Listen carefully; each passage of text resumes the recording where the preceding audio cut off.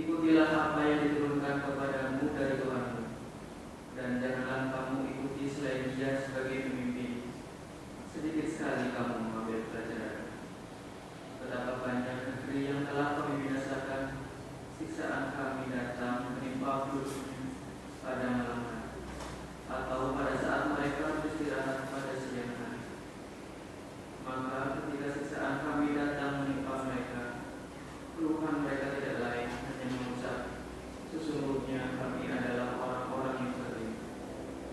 Maka pasti akan kami tanyakan kepada umat yang telah mendapatkan seruan dari rasul-rasul, dan kami akan tanyakan pula para rasul. Dan pasti akan kami beritakan kepada mereka dengan ilmu kami, dan kami tidak jauh dari mereka. Assalamualaikum warahmatullahi wabarakatuh.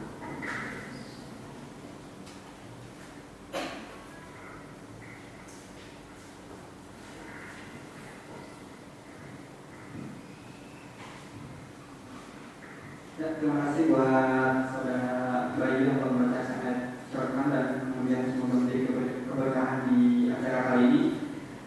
Dan selamat datang pula buat pembicara sama Robin dan Bayu itu yang telah hadir di acara ini dan di tempat ini.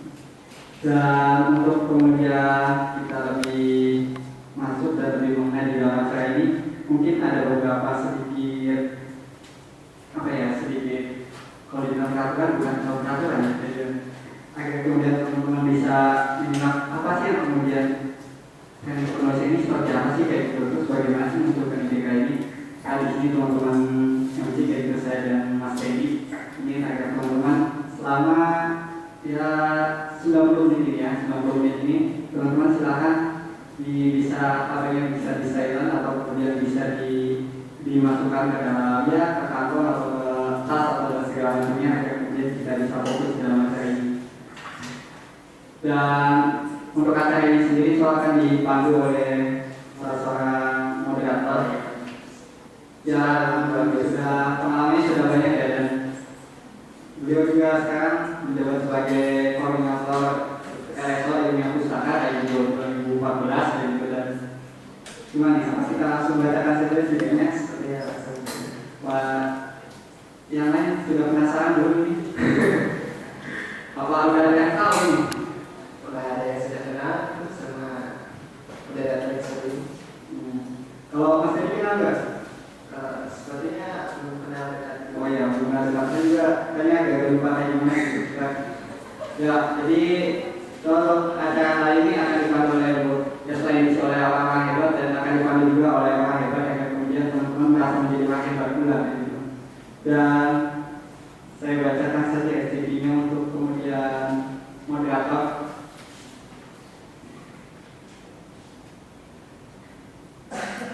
Ya, nama moderator kita, nama Ibnu Fagi, tempat tanggal lahir Cirebon 9 September 1993, Fakultas Biologi angkatan 2011, alamat Sumber Cirebon nomor HP 085324058552 dan namanya yang sekarang diubah adalah sebagai koordinator RSO atau Lembaga Seni Otonom Ilmiah dan Pustaka UPMI 2014. Ya, mungkin untuk menyambut beliau lebih meriah lagi, kita sambut beliau dengan tangan yang meriah.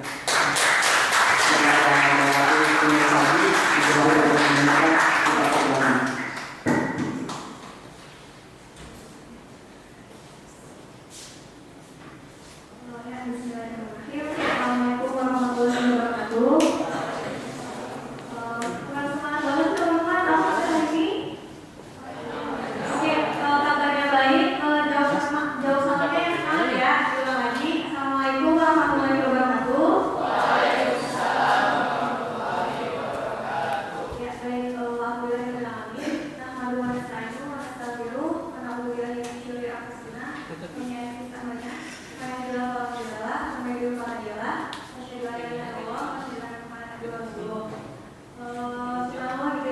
Di pagi yang sangat cerah ini teman-teman masih diberikan nikmat kesehatan sehingga Allah memudahkan anak-anak kita untuk mengikuti suatu agenda yang insya Allah agenda ini adalah agenda yang penuh dengan keberkahan yang nantinya bisa memberikan motivasi kepada teman-teman, bisa menumbuhkan semangat teman-teman sebelumnya saya mau bertanya, ini agendanya agenda apa sih, ada yang tahu nggak? Apa namanya? Ayo, coba Badrun, hari ini agendanya agenda apa ya? Oke, training kepenulisan. Ada yang tahu nggak tema untuk training kepenulisan hari ini apa? Ayo, yang tahu angkat tangan. Kita punya dokumenter yang sangat banyak.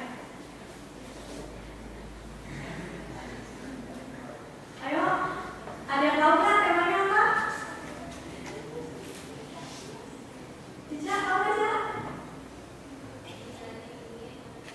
Oke, menjelajahi dunia dengan tema apa? Menjelajahi dunia dengan tulisan Mengapa di sini kami mengangkat tema ini? Karena ketika teman-teman punya suatu impian, ketika teman-teman punya suatu harapan mungkin sebagian besar kan banyak kendala tapi kita di sini insya Allah akan menghadirkan orang-orang yang luar biasa yang kemudian dengan hanya pena-penanya, dengan tulisan-tulisannya, beliau-beliau ini mampu untuk menembus dunia yang sangat luas ini Jadi mungkin langsung saja untuk dua pembicara yang subhanallah sangat luar biasa ini.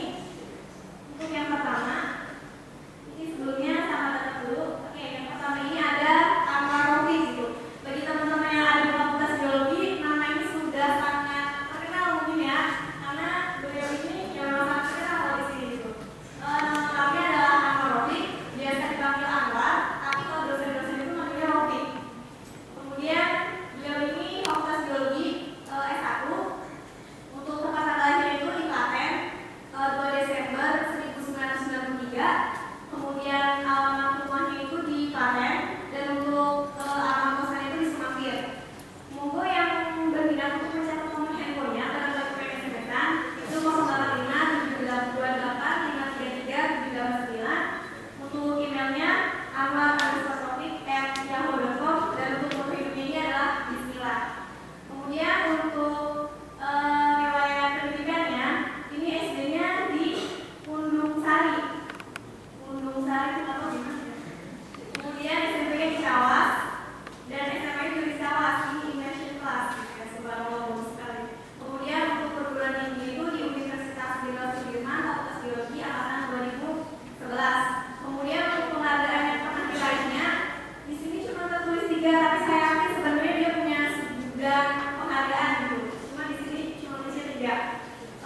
Mungkin ini yang terbaru kali ya Mas Anwar ya, yaitu mahasiswa berprestasi juara 1 Fakultas Biologi Unsur, kemudian mahasiswa berprestasi tingkat universitas itu juara 3 dan lulusan terbaik ketika di SMA. Dan untuk pengalaman organisasinya di sini juga sepertinya masih banyak yang belum tertulis Kalau yang tertulis di sini itu adalah Ketua Dewan Legislatif Mahasiswa Fakultas Biologi, kemudian konsultatif dari DES, kemudian pernah juga menjabat sebagai Presiden DES, kemudian sebagai Ketua Pelaksana OSCE Fakultas Biologi, dan anggota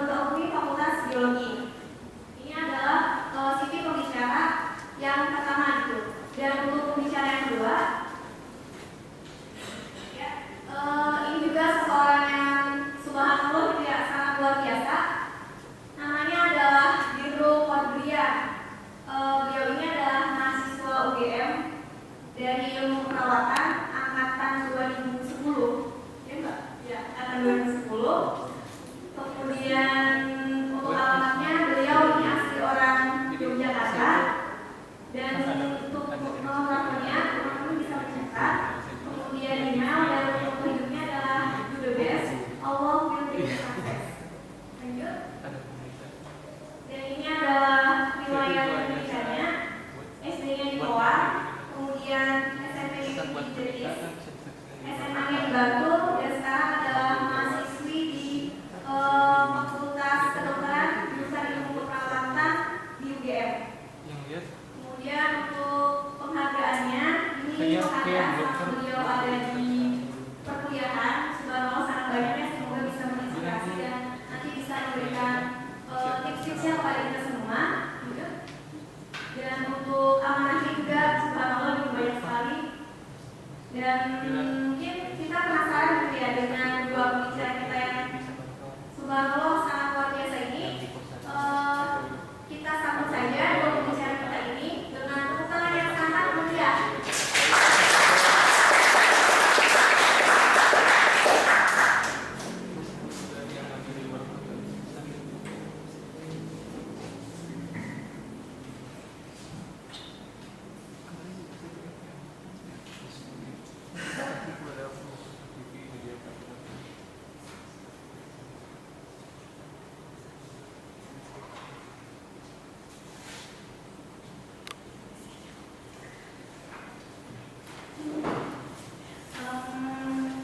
Baiklah, mungkin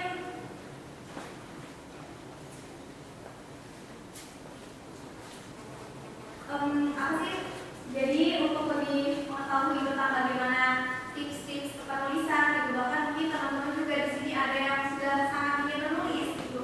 Tapi kadang kita bingung bagaimana cara menuangkannya dalam tulisan. Nah, nanti dua pembicara kita yang sangat hebat ini akan berbagi tentang ilmunya gitu. Jadi mungkin untuk pembicara yang pertama akan langsung saja pada Mas Akon. Ya, dipersilakan.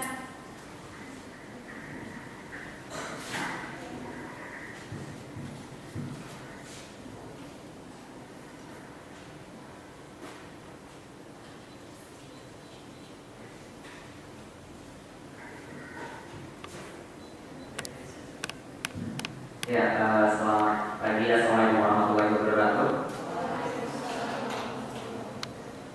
Mungkin sembari menunggu untuk PPT-nya. Ya. Untuk kali ini, sesuai dengan undangan yang disampaikan kepada saya, tema yang akan disampaikan kepada teman-teman itu adalah menjelajahi dunia dengan tulisan, gitu. Nah, ini bukan tanpa alasan kenapa saya memaparkan slide peta dunia di awal slide presentasi saya. Di sini yang saya beri tanda merah itu adalah beberapa negara yang seringkali memberikan tawaran untuk student exchange ke mahasiswa Indonesia, khususnya di Universitas Jenderal Sudirman gitu. Di sini ada dari Norwich, Georgia, Thailand, dan Filipina. Nah, untuk student exchange ini teman-teman dapat akses baik di internet ataupun nanti di web khusus ataupun di grup-grup yang lainnya. Dan tiap kali proses administratif untuk pendaftaran student exchange ini diharuskan untuk membuat tulisan atau esai. Dan secara otomatis karena di sini ada student exchange ke luar negeri atau Word, jadi teman-teman ingin untuk membuat esai dalam bahasa Inggris, kayak gitu. Nah, tapi bagaimana cara membuat sebuah esai dalam bahasa Inggris gitu ketika dalam bahasa Indonesia saja kita juga cukup kesulitan. Nah, oleh karenanya kita sama-sama belajar untuk hari ini, sama-sama berdiskusi bagaimana cara penulisan. Ya, no one is born as an excellent writer. So, jadi di sini itu saya sampaikan di awal bahwa memang tidak ada orang yang dapat menghasilkan seorang penulis yang handal, ataupun tidak ada orang-orang yang terlahir dalam posisi yaitu sebagai penulis yang handal. Karena kemampuan untuk menulis ini adalah kemampuan yang harus dipelajari dan harus seringkali dipraktikkan, kayak gitu. Nanti akan saya sampaikan bagaimana alur, bagaimana cara untuk melatih mencari ide, bagaimana melatih untuk cara menulis dan sebagainya. Ya, di sini saya sampaikan dulu terkait dengan menulis itu apa. Sebuah kegiatan menemukan ide, gagasan, pikiran, perasaan, dan bahasa dalam bahasa tulis untuk dikomunikasikan kepada orang lain.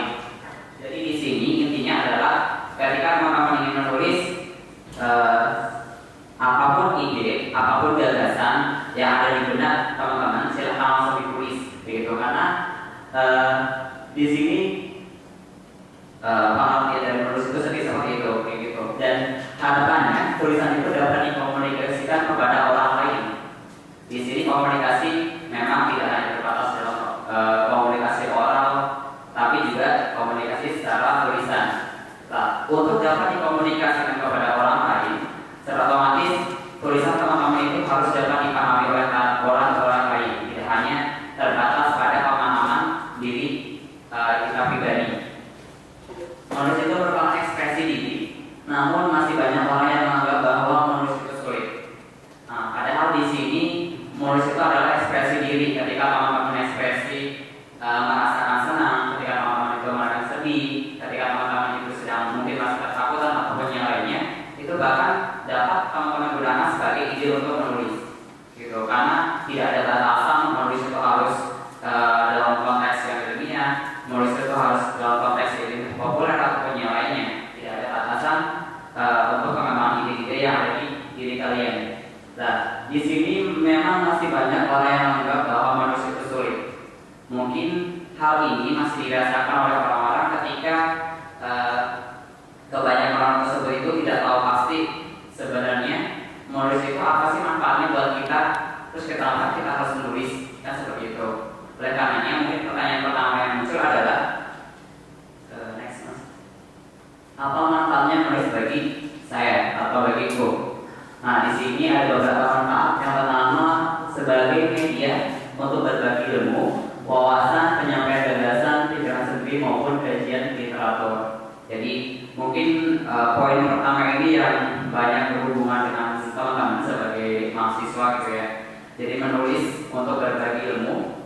Apakah teman-teman itu ingin berbagi dalam konteks yang non fiksi? Apakah teman-teman itu ingin berbagi dalam konteks fiksi, dalam konteks ilmiah murni, ataupun nanti teman-teman ingin berbagi dalam konteks ilmiah populer? Yang kedua, sebagai media berdakwah.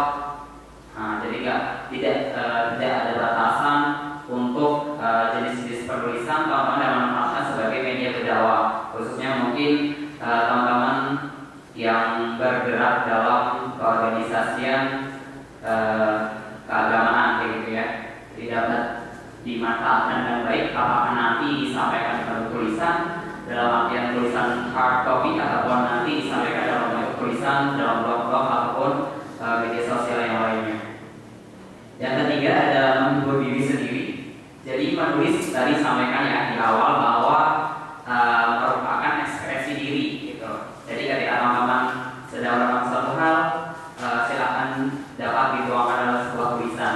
Bahkan ada penelitian yang menyampaikan bahwa menulis itu dapat menjadi suatu terapi atau self terapi untuk stres ataupun yang lainnya gitu. Tanpa disadari sebenarnya mungkin teman-teman sudah mengalami hal ini gitu ya, tapi tidak tahu pasti gitu. Dan keempat ada aktualisasi dan pengembangan diri. Jadi kembangkan minat-minat dan bakat teman-teman. Misalnya teman-teman memang minatnya dalam menulis cerpen, menulis puisi ataupun yang lainnya gitu. Jadi tulisan ini dapat menjadi sarana untuk aktualisasi diri teman-teman dan pengembangan diri teman-teman sesuai dengan minat dan bakat kalian. Di sini ada beberapa tambahan untuk tujuan menulis. Tapi saya harap tidak ada batasan kepada teman-teman. Oh berarti tujuan saya harus berbatas pada yang disampaikan di depan gitu. Tidak. Tapi teman-teman bisa mengeksplor lebih jauh berkaitan dengan tujuan-tujuan atau manfaat menulis bagi kalian sendiri.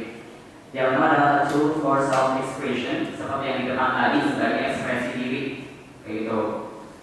Mungkin banyak yang menulis ketika sedang sedih, menulis walaupun itu dalam bentuk diary ataupun yang lainnya.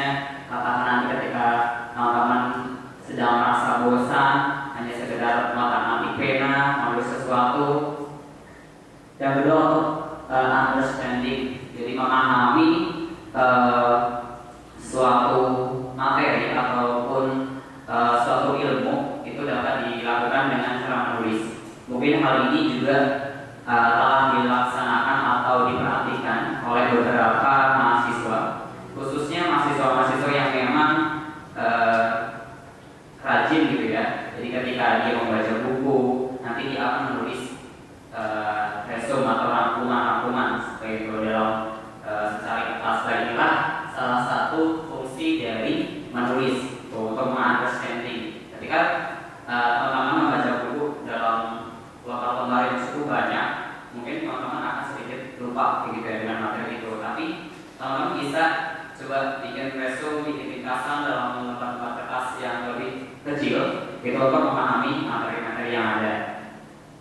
Dan berikutnya ada developing personal certification, pride and affiliate. Jadi seperti tadi juga sebenarnya hanya sebagai cara untuk aktualisasi dan pengembangan diri. Berikutnya ada increasing awareness and perception of one environment. Ini adalah tujuan menulis atau manfaat menulis bagi teman-teman untuk dapat meningkatkan kesadaran diri terhadap lingkungannya. Gitu. Mungkin teman-teman ketika melihat suatu kondisi yang sering banjir, teman-teman bikin redaksional berita, teman-teman kirimkan ke sebuah koran atau apa namanya berita gitu. Jadi teman-teman bisa meningkatkan kesadaran terhadap lingkungan gitu. Tidak hanya terbatas pada kondisi-kondisi yang lingkungan dunia, tapi teman-teman bisa saja, apalagi sebagai mahasiswa gitu ya, melihat suatu pergerakan kemahasiswaan, melihat bagaimana kualitas dalam suatu organisasi, bagaimana melihat kemunduran suatu hal dalam keorganisasian, bagaimana melihat kemunduran kualitas dari mahasiswa, itu pun juga dapat dituangkan dalam sebuah tulisan. Jadi sebagai bentuk pemahaman dan kesadaran teman-teman terhadap lingkungan di sekitar kita. Dan terakhir ada untuk pengetahuan dan kemampuan dalam penggunaan bahasa. Nah, ini adalah salah satu poin penting ketika nanti teman-teman memulai untuk menulis. Karena dalam menulis pasti ya tidak terlepas dalam penggunaan bahasa. Apalagi nanti ketika teman-teman menulis dalam bentuk ilmiah, gitu ya, harus terpaku pada ejaan yang disempurnakan, harus terpaku pada panduan penulisan, harus terpaku pada koherensi dan lain-lainnya.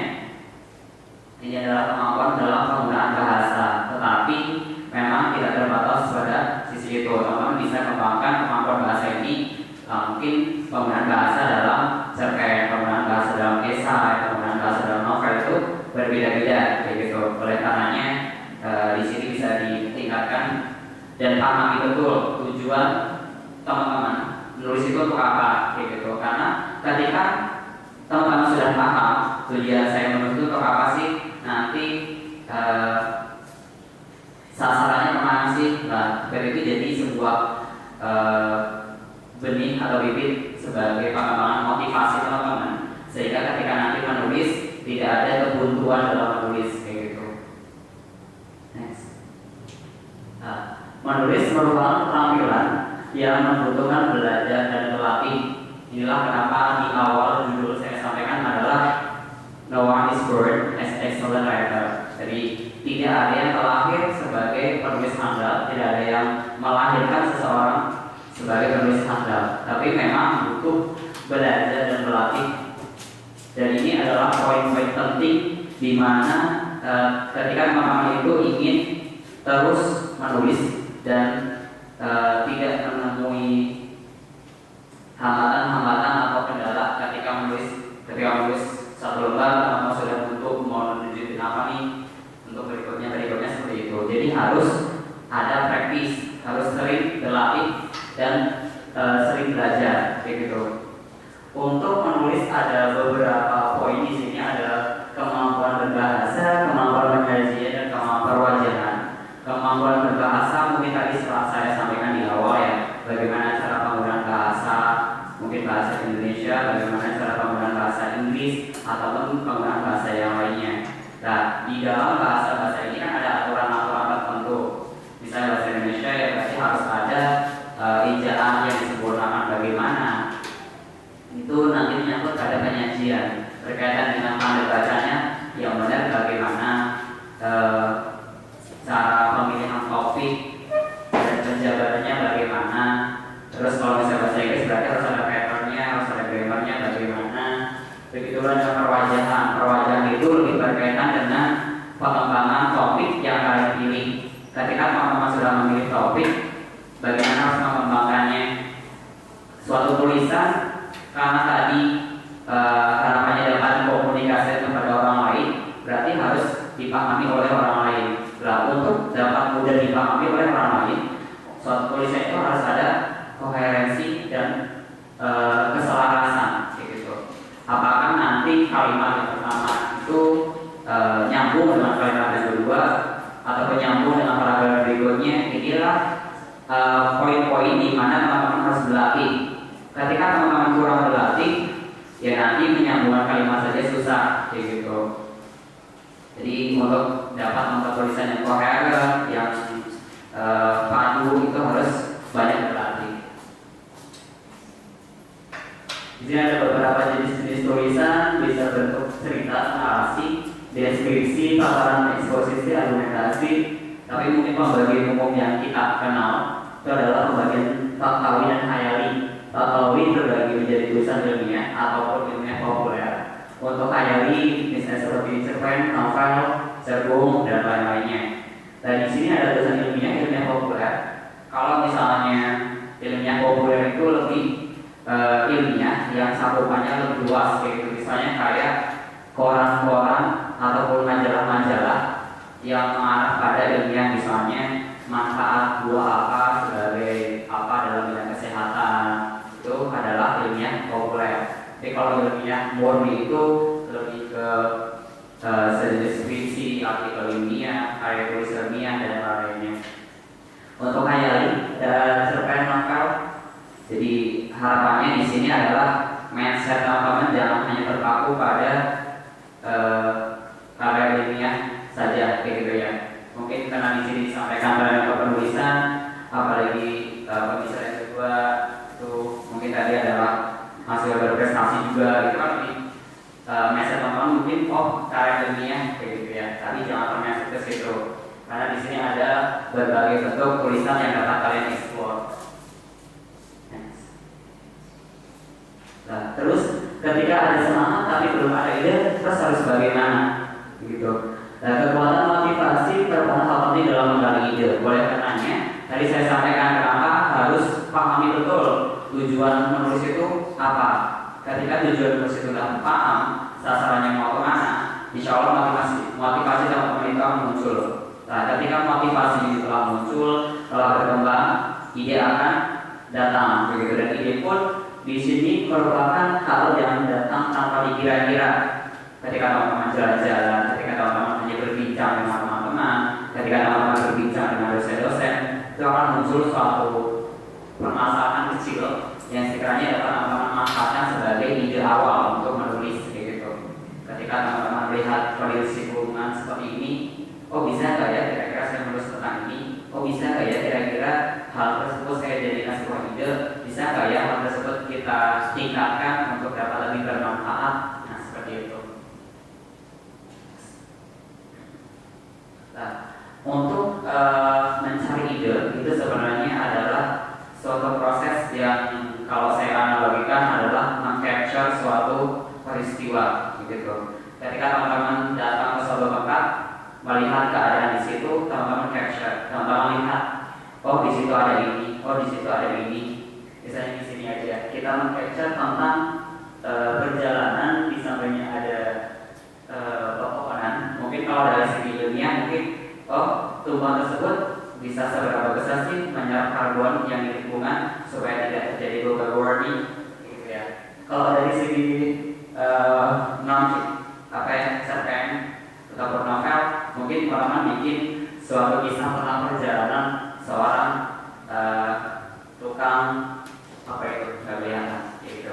Jadi teman-teman bisa lihat atau mencari ide hanya dalam sebuah sebatas figura aja, gitu.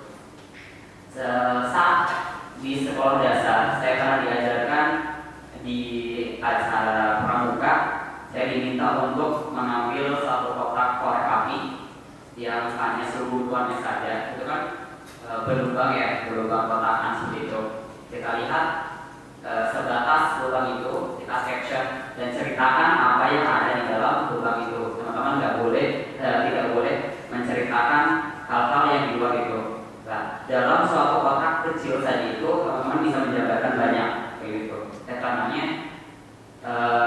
mungkin teman-teman melihat sesuatu tapi nggak sadar bahwa itu tuh dapat kita jadikan sebagai ide untuk menulis. Itu apa nanti populer, ilmiah populer, ilmiah ataupun yang kita bisa meng-capture suatu kegiatan atau teman-teman ketika berjalan-jalan, ya tidak hanya sebatas jalan-jalan, tidak hanya sebatas berfoto-foto ria, tapi coba dimanfaatkan untuk meng-capture ide-ide yang ada di situ. Ya, untuk menulis langkah pertama dari saya adalah putuskan untuk mulai menulis.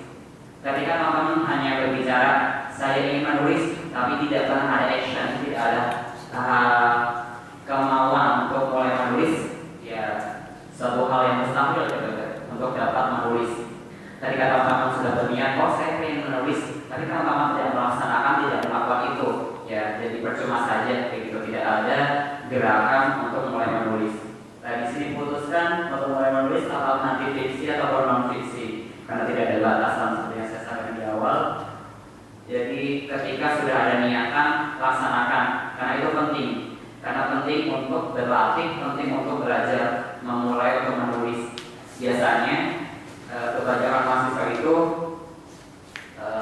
ketika misalnya saja ada perlombaan, lomba cerpen, wah temanya bagus nih, saya pengen bikin gitu. Tapi tidak ada gerakan lebih lanjut untuk mulai menulis. Ada perlombaan misalnya lomba karya tulis ilmiah di mana, tapi teman-teman tidak memulai menulis hanya sebatas pengen nanti jatuhnya overdate, jadi udah lewat dari batas waktu gitu, tanpa ada gerakan yang teman-teman lakukan untuk mulai menulis dan mencari ide atau mencari bahan untuk dijadikan tulisan. Yang kedua, latihan menulis ulang karya orang lain. Di sini salah satu tips yang dapat teman-teman jalankan adalah menulis ulang karya orang lain. Bukan berarti bentuk plagiasi, tetapi cara ini adalah cara untuk membiasakan teman-teman mudah untuk menulis atau membantu ritme menulis teman-teman. Gitu. Ketika teman-teman misalnya membaca sebuah novel yang cukup tebal, terus teman-teman tulis ulang, ya lebih ringkas, lebih dapat teman-teman pahami, itu akan membentuk ritme menulis teman-teman. Begitu pula dengan yang ilmiah kayak gitu. Mungkin teman-teman pernah mendengar literatur review ataupun review jurnal ataupun yang lainnya. Ini adalah bentuk menulis ulang dari karya orang lain. Ketika nanti teman-teman sudah terbiasa untuk menulis tanpa disadari, nanti teman-teman sudah terbentuk ritmenya. Jadi teman-teman akan lebih mudah untuk menulis kayak gitu. Tidak masalah kalau teman bikin tulisan ulang dari karya orang lain selagi itu tidak dipublikasikan. Jadi hanya sebatas ya konsumsi pribadi ataupun hanya sebatas untuk berlatih saja tanpa dipublikasikan. Kalau dipublikasikan ya mungkin terkena plagiasi ketika teman-teman tidak memenuhi aturan. Dan ya jadi bisa karena terbiasa gitu. Jadi teman-teman harus membiasakan diri untuk mulai menulis ataupun tulis ini dapat sama-sama melakukan dengan baik dengan menulis beberapa cerita, beberapa tulisan dari beberapa buku, beberapa referensi yang telah teman-teman baca, begitu. Mungkin tadi yang sampaikan di awal untuk understanding ini juga dapat masuk kayak untuk memahami apa sih sebenarnya tulisan yang telah teman-teman baca, apa sih artikel yang telah teman-teman review, itu dapat mempermudah di situ. Nah, di sini ketika sudah muncul motivasi, ketika sudah muncul ide-ide, sudah mulai ada kemauan untuk menulis, sudah mulai menulis bahkan, tapi terkadang menuai kebutuhan dalam menulis. Sebenarnya ketika kebutuhan menulis itu muncul bukan idenya yang mati atau bukan idenya yang hilang, gitu. Tapi mungkin teman-teman merasanya tadi awalnya saya punya ide, kok sekarang jadi hilang ya, sekarang tidak muncul sama sekali, sekarang kok malah buntu, saya harus bagaimana nih mengembangkan idenya, padahal tadi sudah ada idenya, gitu ya. Jadi bukan idenya yang mati, tapi mungkin motivasi menulis teman-teman yang menurun.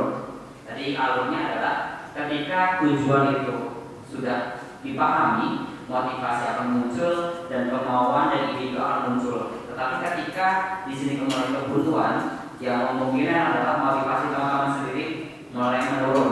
Nah, berarti ketika motivasinya menurun, teman-teman mungkin belum begitu paham sebenarnya tulisan saya sih mau kemana, sebenarnya tulisan saya itu untuk apa.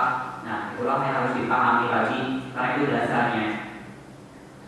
Mungkin rasa malas yang mulai muncul coba diturunkan, coba di-drop, dan kita coba tingkatkan motivasi lagi untuk menulis gitu. Memang suatu ketika kita menemui kondisi di mana motivasi itu turun, ketika motivasi itu sedang menggebu-gebu kayak gitu, jadi teman-teman pandai-pandai menyiasatinya. Kiat yang selanjutnya adalah kiat menulis bebas. Yang pertama ada abaikan semua aturan dan teori menulis. Ketika teman-teman sudah buntu untuk menulis apa, teman-teman mungkin belum dapat ide mau menulis apa, coba perhatikan kiat menulis bebas ini begitu. Pertama, teman-teman tidak usah mencari suatu tema-tema yang berat dan terus teman-teman kerjakan, tapi coba langsung saja sampaikan atau tuliskan apapun ide yang ada di benak teman-teman begitu. Ekspresikan ide-ide yang ada di benak teman-teman, ataupun suatu ketika teman-teman muncul ada suatu ide begitu, langsung saja tuliskan gitu. Jangan cari-cari dulu ide apa ya, cari dulu seperti itu. Usahakan cari dan usahakan langsung keluarkan saja ide-ide yang ada di benak teman-teman. Dan yang pertama ini tulisannya tidak perlu terlalu baku, oleh karenanya disampaikan di depan abaikan semua aturan dan teori menulis. Untuk menulis pertama, jangan terpaku pada panduan menulis, jangan terpaku pada ejaan, jangan terpaku pada tanda baca dan sebagainya. Pokoknya tulis saja apa yang teman-teman pikirkan dan apa yang teman-teman sedang pikirkan, sedang muncul apa di benak teman-teman, langsung tulis saja. Abaikan kalau misalnya ini kok tanda bacanya kayaknya komanya tidak benar, kalau misalnya di sini abaikan itu. Harusnya kalau menulis untuk karya tulis ilmiah ini batasannya 20 lembar. Saya baru dapat 3 lembar, abaikan itu. Tulis saja terus. Apalagi misalnya bikin esai, teman-teman hanya dibatasi 2 lembar, tapi teman-teman sudah menulis bahkan lebih dari 5 lembar gitu. Abaikan. Jadi pokoknya tulis saja dulu. Tulis semua yang ada di benak teman-teman berkaitan dengan ide yang teman-teman munculkan. Saya itu baru nanti direview.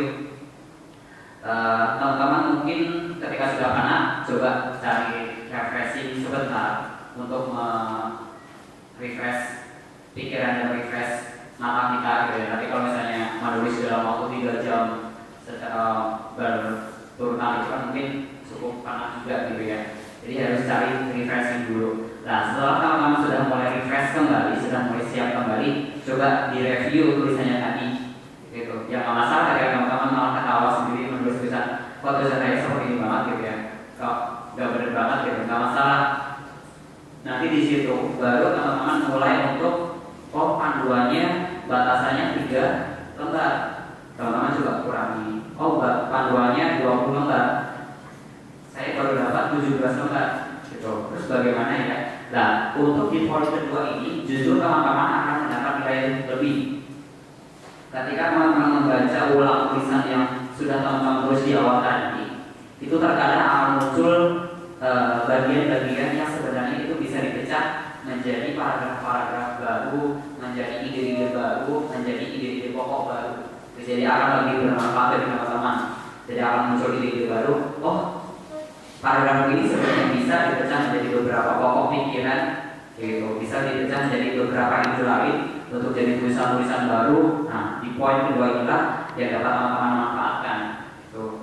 Itu baru setelah itu perbaiki sesuai aturan dan panduannya. Ketika teman-teman diminta untuk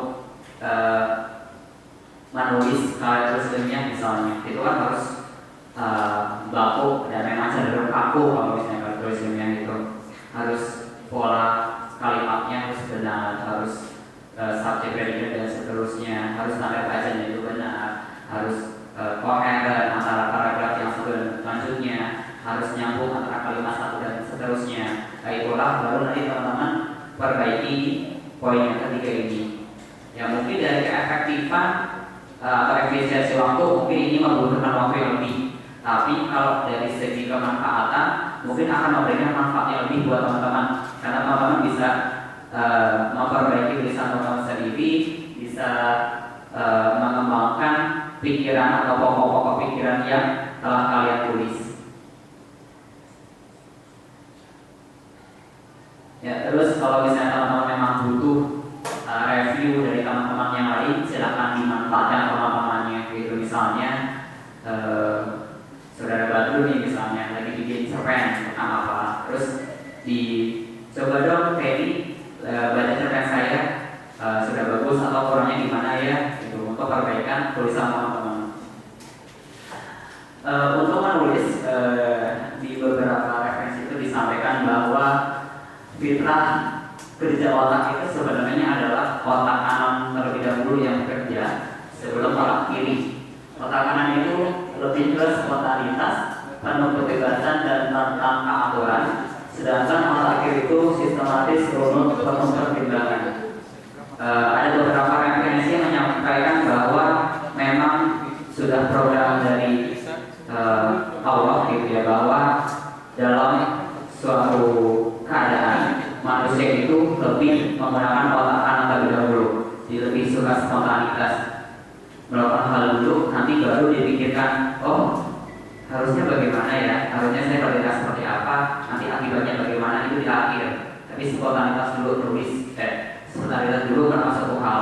Begitu pula dengan ketika teman-teman ingin menulis, seperti tadi saya sampaikan di awal, coba sampaikan dulu ide-ide dari dulu pikiran-pikiran yang ada di diri teman-teman. Jangan mengabaikan efek-efek nanti setelah itu. Ya, jangan langsung terpaku pada tulisan ini nantinya jadi bagus tidak ya. Bagaimana kalau hasilnya jelek? Bagaimana kalau tulisan ini tidak sesuai dengan tata bahasa atau tidak? Apakah nanti dapat lolos seleksi? Apakah dapat dimuat dalam surat kabar dan seterusnya? Itu adalah penyakit-penyakit kronis gitu ya, yang dapat menghalangi motivasi dan keinginan menulis teman-teman gitu. Karena tadi fitrahnya sudah ketahanan dulu yang bekerja, jadi jangan salahi itu gitu. Jangan menyalahi fitrahnya. Tapi terkadang memang kita seringkali justru menyalahi fitrah itu. Kita lebih mengarah pada efek-efek ini, baru kita butuh ketika menulis gitu. Jadi coba kembalikan ke fitrahnya, bahwa teman-teman itu coba spontanitas dulu dan bebas gitu ya, bebas menulis apa silakan tulis saja. Tapi nanti efeknya ya akhir. Oleh karena tadi kiat yang saya sampaikan itu yang tadi kiat menulis bebas. Tulis dulu apa yang teman-teman tulis, baru nanti disesuaikan dengan aturan-aturan yang harus teman-teman penuhi. Ini dari William Foster, awalnya menulis dengan hati, setelah itu perbaiki tulisan dengan pikiran. Jadi apa yang teman-teman inginkan, apa yang teman-teman rasakan tulis dulu, baru nanti diperbaiki dengan pikiran. Kunci pertama itu adalah bukan pikiran, melainkan ungkapkan apa saja yang dirasakan. Nah, inilah yang mungkin harus ditingkatkan ya, baik saya sendiri maupun teman-teman gitu ya, karena kita belajar bareng. Jadi coba aplikasikan hal-hal seperti ini, aplikasikan tadi kiat-kiat yang saya sampaikan. Insya Allah teman-teman akan lebih mudah untuk menulis. Terus mungkin saya akan menyambung sedikit berkaitan dengan tulisan ilmiah gitu ya. Mungkin saya tidak kali betul untuk menyampaikan hal-hal berkaitan dengan pembuatan novel, pembuatan cerpen, puisi ataupun yang lainnya. Mungkin saya sedikit bisa berbicara berkaitan dengan tulisan ilmiah. Tulisan ilmiah tadi kan ada ilmiah murni dan ilmiah populer gitu ya. Dan di sini tulisan ilmiah itu bisa berasal dari dua, bisa berasal dari literary review ataupun observation method. Jadi bisa teman-teman hanya membaca beberapa referensi, beberapa jurnal, beberapa buku, terus teman-teman mendapatkan suatu permasalahan kecil yang itu dapat teman-teman angkat sebuah ide dan dapat teman-teman bahas. Dan untuk pembahasan ini, karena literatur review, jadi teman-teman lebih mengacu pada literaturnya seperti apa dan pengembangan pembahasan yang kalian lakukan. Yang kedua bisa dari observation method. Bisa teman-teman melakukan suatu riset kecil-kecilan, ataupun teman-teman hanya berjalan-jalan ke suatu tempat, melihat suatu keadaan, kok di sini airnya keruh ya, kok di sini airnya kurang jernih ya, kok di sini sampah-sampahnya tidak termanfaatkan dengan baik ya. Itulah yang dapat jadi ide melalui observasi teman-teman. Otomatis karena ini ilmiah berarti harus dilengkapi dengan pustaka-pustaka yang sesuai. Dan untuk menulis ilmiah itu sebenarnya seperti teman-teman ketika menyusun puzzle. Menyusun puzzle itu kan teman-teman harus paham ya. Maksudnya naruh di mana, ini sesuai atau tidak segala macam. Itulah sama juga dengan menulis ilmiah. Menulis ilmiah mungkin sudah ada pustaka-pustaka yang mendukung, tapi suatu permasalahan belum pernah dikaji. Nah, ini yang teman-teman coba tempelkan puzzle-puzzle yang belum komplit supaya menjadi suatu kotakan yang bagus gitu, menjadi kotakan yang komplit kayak gitu. Dan di dalam tulisan ilmiah itu biasanya harus ada stage of the art. Untuk bulatan-bulatan yang saya sampaikan di awal ini, misalnya yang R itu adalah titik atau permasalahan yang teman-teman ingin angkat. Untuk kotakan bulatan-bulatan hitam itu adalah permasalahan atau kajian yang pernah dikaji dan sudah ada pustakanya. Sedangkan yang hijau-hijau itu adalah bagian-bagian yang permasalahannya belum terungkap. Gitu. Jadi teman-teman ketika ingin mempelajari suatu permasalahan harus ada landasannya juga yang mendukung terhadap permasalahan kalian. Walaupun nanti di bagian-bagian masih ada permasalahan yang belum terungkap. Misalnya teman-teman ingin mengangkat sebuah tulisan pemanfaatan sampah untuk larvasida gitu, untuk mematikan larva nyamuk misalnya. Sudah pernah ada penggunaan tumbuhan tertentu untuk larvasida, tetapi belum ada nih bagaimana efeknya terhadap stadium-stadium larva nyamuk dan seterusnya. Itu adalah harus ada stage of the art, harus ada pustaka-pustaka yang mendukung dan harus ada novelty. Tapi mungkin ini terlalu berat gitu ya ketika kita berbicara novelty. Tapi paling tidak adalah kita tidak melakukan suatu plagiasi. Jadi kita harus memunculkan suatu hal yang baru, belum pernah dipelajari orang lain gitu. Untuk kalau ilmiah mungkin ada beberapa yang juri menyampaikan ini mah sudah biasa dibahas, ini mah sudah biasa dipelajari. Nah, itulah untuk menghindari hal-hal seperti itu. Jadi teman-teman bisa angkat ide-ide yang baru. Untuk dapat menuai hasil, teman-teman harus butuh keringat. Jadi upaya-upaya di awal tadi, upaya-upaya memunculkan motivasi, upaya memunculkan kemauan untuk menulis, upaya untuk memulai untuk menulis itu adalah sebuah benih atau biji yang kita tanam. Tapi hasilnya nanti akan kita tuai di akhir dan itu butuh keringat. Dalam artian kita butuh belajar dan butuh berlatih dalam intensitas yang cukup. Di samping kemampuan menulis, mungkin teman-teman akan lebih baik memahami bagaimana cara menulis dalam bahasa Inggris ataupun yang lainnya. Hal ini karena mungkin teman-teman ingin mengarah kepada studi exchange ataupun pertukaran pelajar, seminar internasional, ataupun nanti ada kompetisi-kompetisi abstraknya diharuskan berbahasa Inggris, baik internasional maupun nasional, dan better understanding. Ketika teman-teman ingin studi exchange, itu sudah saya sampaikan di awal itu. Jadi butuh suatu esai atau suatu form pendaftaran yang harus diisi full in English gitu kan. Jadi teman-teman paling tidak bisa bahasa Inggris walaupun itu pasif gitu. Terus untuk seminar internasional gitu, untuk memahami apa sih yang disampaikan di seminar itu, terus bagaimana sih cara mendaftar ke situ, kita harus memahami juga menggunakan bahasa Inggris. Dan yang paling bawah mungkin yang paling berhubungan dengan kita gitu ya, untuk memahami sebuah literatur ketika kita membicarakan tentang tugas kuliah atau membicarakan tentang tugas terstruktur, itu kan kebanyakan literatur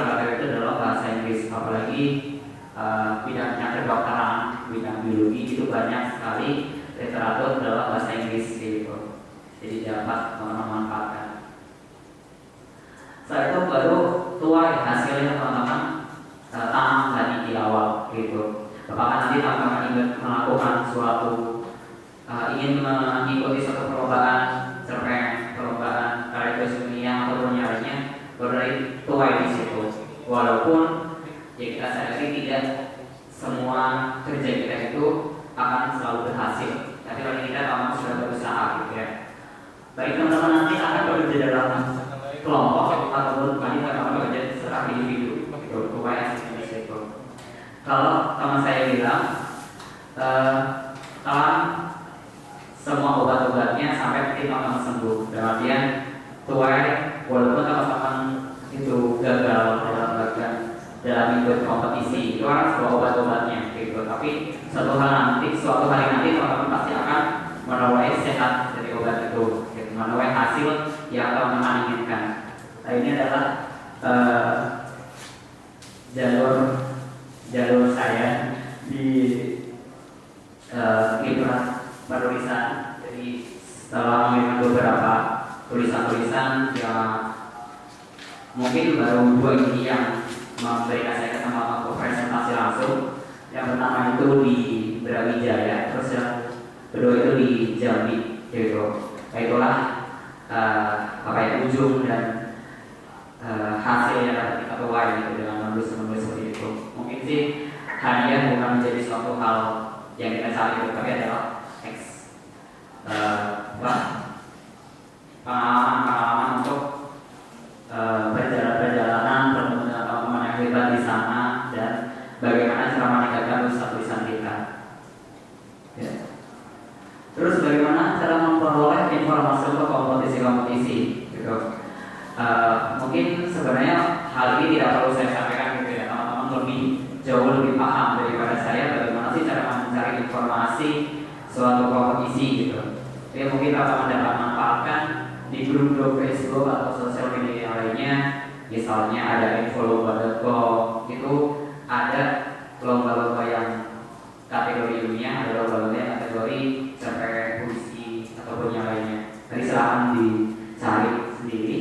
Terus bisa dari relation, misalnya teman-teman punya pasti punya teman ya di universitas lain gitu. Ketika teman-teman di universitas lain sedang mengadakan suatu kegiatan, mungkin teman-teman akan diinformasikan gitu, memanfaatkan relasi dan institusi.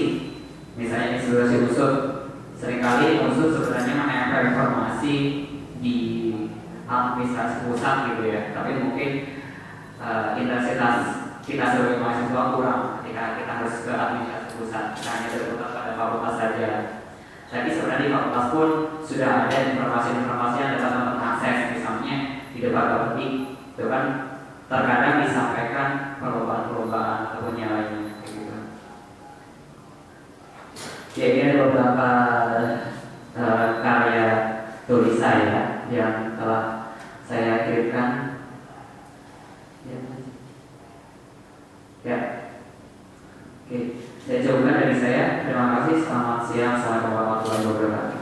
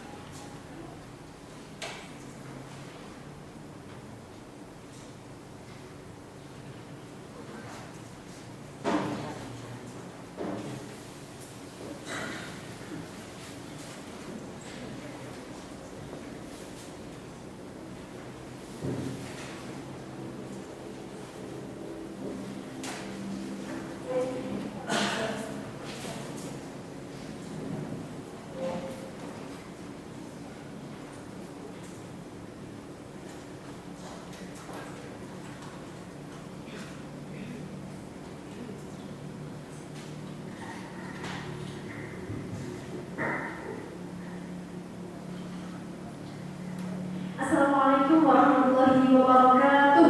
Waalaikumsalam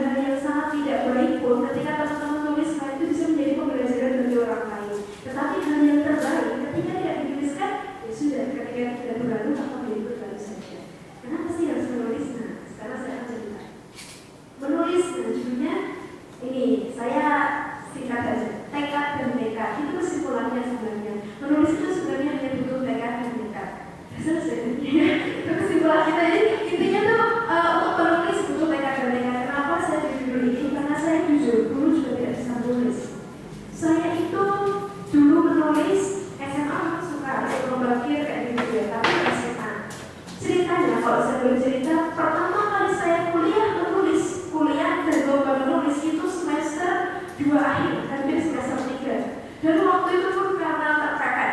Ini sebentar, memang biasanya yang depannya di tempat ini ya. Oh beda, mungkin karena ada sesuatu di depan, jadi agak belakang ya, takut kenapa gitu ya, ya nggak apa-apa. Baik, saya lanjutkan ya. Jadi seperti itu, semester 2 tiba-tiba saya ditunjuk oleh kabupaten saya untuk mewakili lomba menulis. Gak tahu kenapa kabupaten itu saya menurut pihak kabupaten saya udah expert menulis.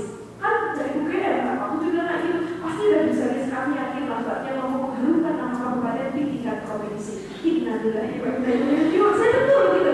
Kenapa saya nggak bisa menulis waktu itu? Tetapi saya modelnya orangnya sangat suka di challenge. Jadi ada seperti itu, kalau mohon maaf Pak, saya nggak bisa nih nggak. Oh iya Pak, siap. Berarti saya siap. Aku gimana nanti tulis apa? Betul. Akhirnya saya mencoba menulis dan waktu itu seperti adik-adik sekarang ikut training seperti saya suka sekali ikut dan pengen bisa menulis. Saya pengen bisa menulis, tapi waktu itu bingung. Terus gimana caranya menulis? Gitu kan ya?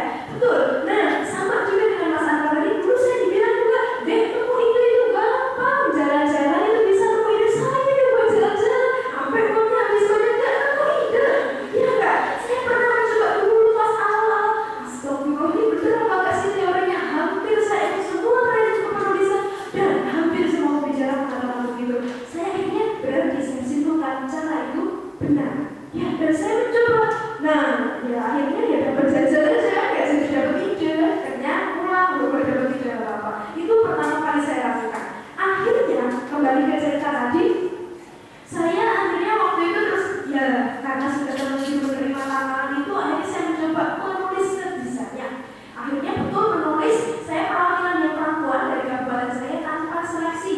Yang lain itu diseleksi, saya tuh saking pedenya kabupatennya nggak diseleksi. Dan yang satu lagi yang putra itu diseleksi, jadi kan dipilih ada perwakilan satu putra yang putra itu diseleksi. Padahal maksudnya bagus ya. Beliau menulis bestseller, sedangkan saya tuh belum nulis gitu kan. Nah akhirnya maksudnya yang putra itu pokoknya udah bagus dan bikin buku banyak, saya belum.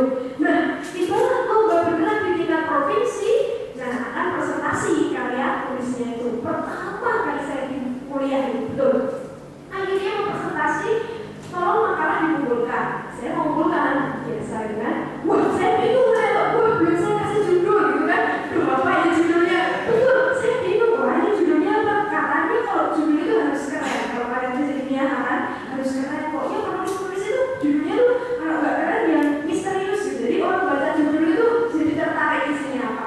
Saya bingung. Aduh ini saya kasih judul apa? Karena saya belum tahu bahasa yang banyak intelektual misalnya apa berintegritas bla-bla-bla. Saya belum begitu ngeh dengan kalimat-kalimat seperti itu. Masih semester 2 harusnya saya sudah punya, tapi saya waktu itu belum kenal sayangnya.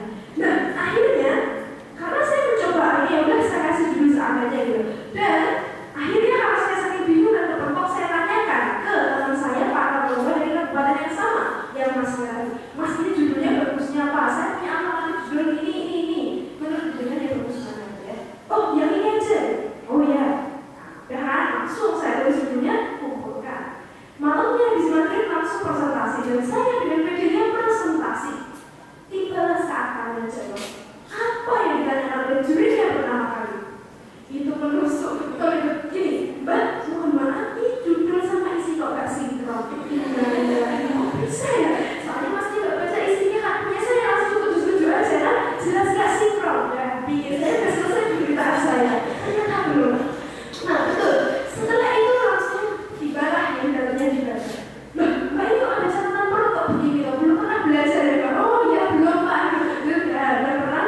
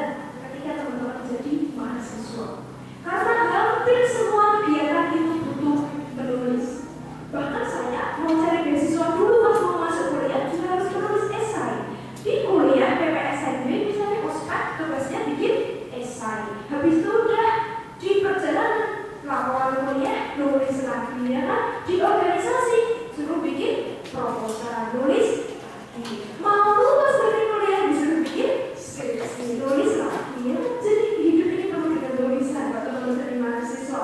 Maka pertanyaannya sekarang adalah, teman-teman mahasiswa bukan? Mahasiswa bukan? Mahasiswa ya? Kok ini perang jawabnya? Mahasiswa bukan? Mahasiswa ya? Ini nanti catatan itu nggak ada pak ini ya, pak namanya muncul ini ragu-ragu jadinya gitu. Nah, karena itu kalau teman-teman menjadi mahasiswa dan pengen survive, yaitu harus bisa menulis. Kenapa saya bilang harus bisa menulis? Ya tadi, hampir semua kompetisi, hampir semua program yang ingin membuat teman-teman survive dan unggul daripada yang lain, pasti ada menulisnya. Bahkan exchange tadi dibilang sama Mas juga, itu juga harus menulis. Kita mau oral presentation ke luar negeri juga harus menulis. Kita mau lomba apapun pasti ada penulisnya.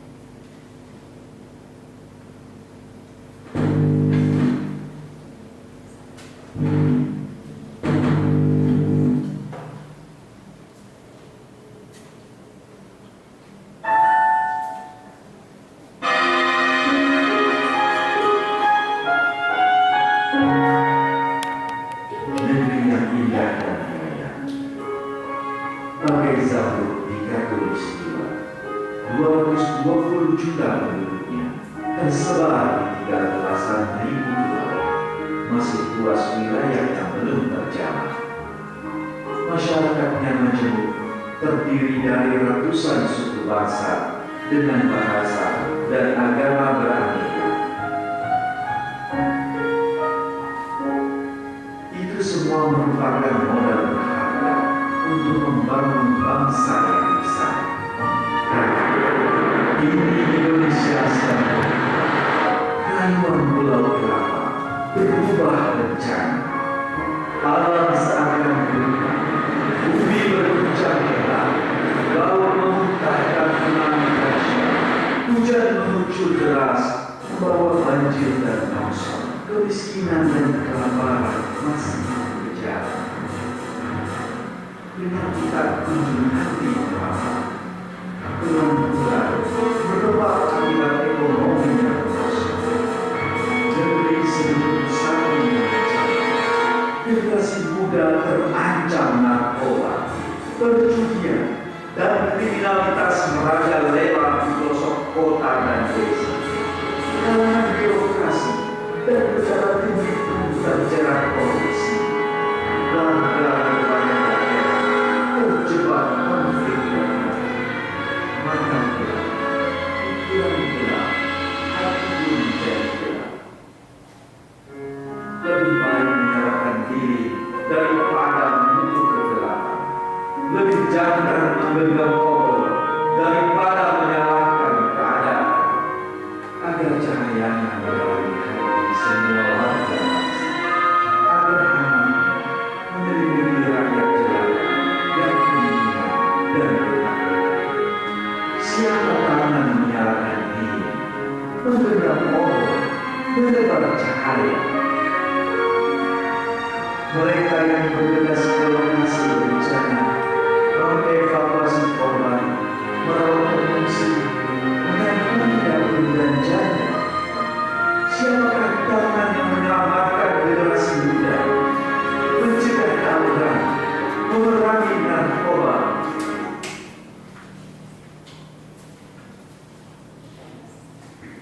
Teman-teman bisa menemukan banyak ide nggak sebenarnya di sana? Banyak masalah nggak? Masalah bukan ide. Masalah banyak nggak? Banyak. Yang negeri kita tuh 1.001 bencana, ada yang bencananya maka negeri kita disebut sebagai ini ya, supermarket bencana. Itu sudah menjadi jargon internasional. Makanya mau diubah menjadi laboratorium bencana. Kita di Indonesia mencari bencana alam itu ada dari bencana paling kecil sampai bencana paling besar ada di Indonesia. Dan itu menjadi potensi kalau teman-teman mau mengembangkan untuk menjadi hal positif gitu ya. Salah satunya bencana bisa. Masalah di negeri kita itu banyak banget gitu ya. Jadi tinggal teman-teman menganggap itu sebagai masalah atau bukan. Sebab gak semua orang menganggap itu sebagai masalah dan sudah sih terus kenapa kalau itu masalah. Nah itu kalau buat mahasiswa harusnya kalau itu masalah terus apa yang saya lakukan bukan terus kenapa Pak ada masalah. Ya udah sih bukan gitu ya. Ya itu kan seperti itu. Nah, ini Indonesia kita ya sangat rukun, sukunya banyak, agamanya banyak, tapi sangat luar biasa ya, jargonnya sangat bagus lah, Bhinneka Tunggal Ika ya, Indonesiamu juga gitu. Tapi pas ada seperti ini Indonesia apa bukan? Ini Indonesia bukan, ya ini tadi kan Indonesia jelas banget ya, masyarakatnya, pas ini ada seperti ini Indonesia juga kan? Indonesia juga. Kok bisa ya di Indonesia ada dua sisi yang berbeda seperti itu? Masalah apa bukan? Masalah. Nah itu teman-teman dari melihat itu masalah-masalah, terus saya tuh harus ngapain? Nah itu lah ide. Teman-teman melihat oh itu masalah, jadi butuh solusi. Yang namanya ide itu adalah solusi yang teman-teman berikan atas masalah yang ada. Jadi bukan mengada-ada mulai gagasan berupa teknologi ataupun apa, tapi tetap analisisnya analisis masalah, gitu ya. Nah, apalagi mahasiswa tuh jargonnya luar biasa ya, change lah, pokoknya sangat luar biasa. Makanya kita itu diharapkan ini mahasiswa yang baik itu bukan mahasiswa yang bermasalah, artinya bikin masalah gitu ya, terus mempermasalahkan ini masalah, ini harus gimana, harus kenapa, ini masalah. Mahasiswa yang menjadi solusi bagi masalah, bukan malah bikin masalah ya. Dan kalau ada masalah jangan nambah masalah, bikin solusinya. Itu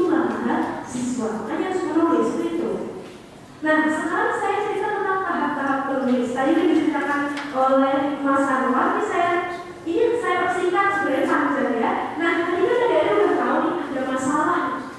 Nah, fokus masalah yang mau teman-teman ambil itu di apa? Itu yang teman-teman tetapkan sebagai rumusan masalah utamanya. Gak usah banyak-banyak. Kalau ini saya lebih fokus ke ilmiah ya, karena memang karya saya sebagian besar membawa banyak di ilmiah. Saya pernah mencoba mau ikut membacakan ceritanya, wah kayaknya saya juga potensial kok di bidang cerpen novel kan. Terus juga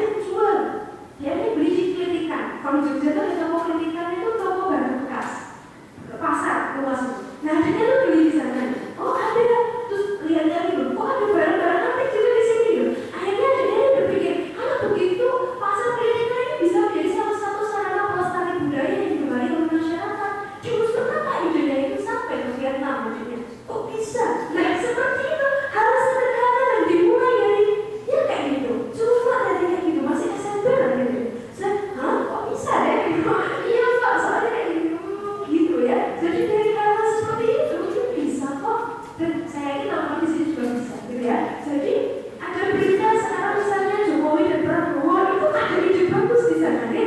Ya, tentang bagaimana sih isu politik di Indonesia beda loh dengan di negara lain.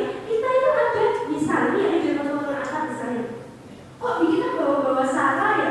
Di negara lain nggak ada yang seperti itu bawa-bawa sara yang multi. Karena kita satu-satunya negara yang culture-nya paling banyak. Kita tuh punya 300 suku lebih, di negara lain nggak ada yang seperti ini. Maka itu jadi hal penting ketika teman-teman tawarkan di internasional. Esai pendek itu nggak masalah. Jadi gitu, kalau boleh cerita, orang tua begitu lebih mengapresiasi karya kita dibandingkan orang negeri sendiri, kalau boleh jujur ya. Jadi kadang-kadang menurut negeri kita, karya ini apa sih karyamu? Sering saya punya seorang teman namanya Mas Nasikun, itu beliau tuh lomba gak pernah lolos di PKN. Ikut di PKN gak pernah lolos di Pimnas. Akhirnya masnya jaga udah di dunia internasional aja. Dan selalu lolos. Kok bisa ya? Padahal karyanya sederhana. Nah, mungkin terlalu sederhana bagi orang Indonesia. Itu luar biasa bagi orang luar negeri. Gitu loh. Jadi kadang-kadang kayak sederhana kita tuh asal kirim-kirim aja deh. Yang penting mau kok bunga. Kalau pembuatnya saja gak mau, ya gimana mau diterima kan? Gitu ya. Buat dulu, dikirim, udah nanti tinggal tengah buah, terima di sini, buah, terima di sini. Kayak gitu, langsung tinggal dikirim gimana kan? Gitu ya. Dan ya masalahnya itu juga ya. Udah saya gak bahas ini gimana bentuknya ya. Nah, lanjut. Ini contoh masalah misal teman-teman baca berita, ini kesehatan ya, mohon maaf saya kayak orang-orangnya kesehatan. Saya gizi buruk, nah kok bisa kita membongkar dia besar padahal misalnya gitu. Terus ini masalah kemiskinan misalnya, kita 2013 kok 2013 maaf ya misalnya seperti itu. Terus angka kemiskinan sudah mulai naik, berarti butuh solusi di bidang pangan. Misal seperti itu sekarang